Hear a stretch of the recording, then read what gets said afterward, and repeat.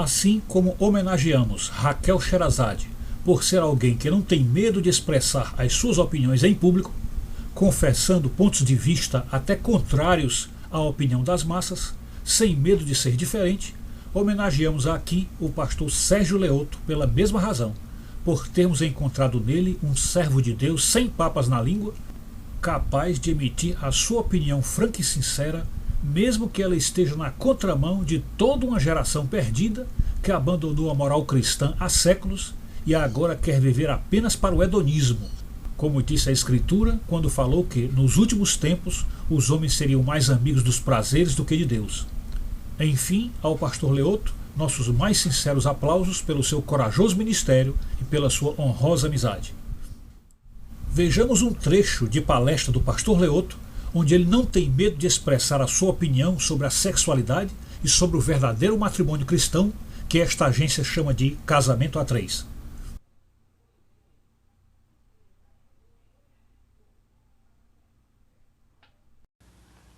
Na passagem de Mateus 1, versículos 18 e 19, nós percebemos José, que estava noivo de Maria, e ele ficou extremamente embaraçado quando soube da gravidez dela. Por que ele ficou extremamente embaraçado? Exatamente porque não era costume os noivos irem para a cama antes do casamento, e ele não queria comprometer a Maria com essa atitude e nem mesmo a ele próprio.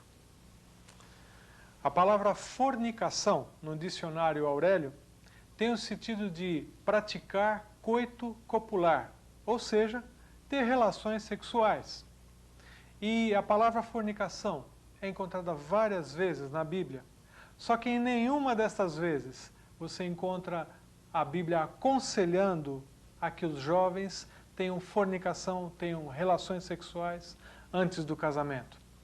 Muito pelo contrário, você encontra várias traduções bíblicas onde utilizam a palavra fornicação como um sentido de devassidão, de impureza, impureza sexual, incontinência e até mesmo prostituição. A Bíblia condena seriamente em algumas passagens o relacionamento sexual ilícito, cometido por pessoas solteiras ou até mesmo onde uma dessas pessoas é casada. E a Bíblia denomina esses atos de imoralidade e também adultério. Uma outra passagem importante que nós devemos ver é Hebreus 13, 4, que diz o seguinte: digno de honra entre todos seja o matrimônio, bem como o leito sem mácula, porque Deus julgará os impuros e adúlteros. É interessante perceber que a palavra leito aqui no original grego é a palavra koito. Isso quer dizer o seguinte, que Deus encara com uma bênção muito grande para o casamento, o relacionamento sexual sem mácula, sem pecado. E por outro lado, nós vemos na própria passagem que Deus julgará com seriedade aqueles que são impuros e adúlteros. E aí, você acha que esse número de passagens está bom para te convencer que a Bíblia não aconselha o relacionamento sexual antes do casamento? Mas ao mesmo tempo eu quero dizer que Deus não é contra o sexo.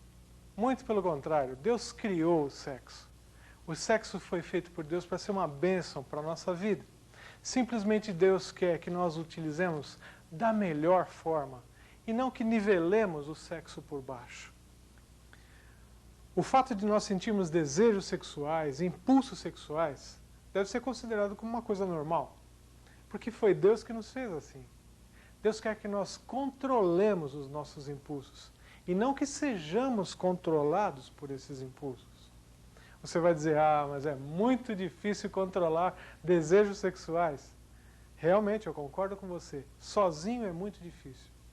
Mas é nessas horas que você tem que pensar naquela passagem de Filipenses 4,13. Posso todas as coisas naquele que me fortalece. A relação sexual é um privilégio que Deus separou somente para o casamento. Exatamente porque o compartilhar dos nossos corpos, o compartilhar dos corpos do casal, deve ser exercido, mas quando existe um vínculo familiar forte, um compromisso sério, quando existe honra, quando existem direitos, mas existem também deveres. E sabe, é isso tudo que envolve o amor verdadeiro.